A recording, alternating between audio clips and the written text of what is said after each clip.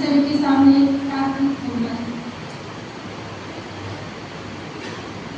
चलो ज्ञान की राह चले, नवयुग का निर्माण करें, विद्या विनय और सेवा से भारत का उत्थान करें।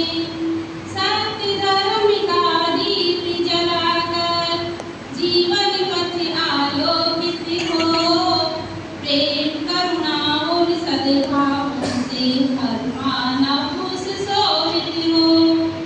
संस्कृति की पावन धारा, संस्कृति की पावन धारा जन जन में संचार करे। चलो ज्ञान की राह चले, नवयुग का निर्माण करें। परिश्रम को अपना साथी, साहस को आधार बनाए, अनुशासन की शक्ति देकर हर कठिनाई दूर भगाए।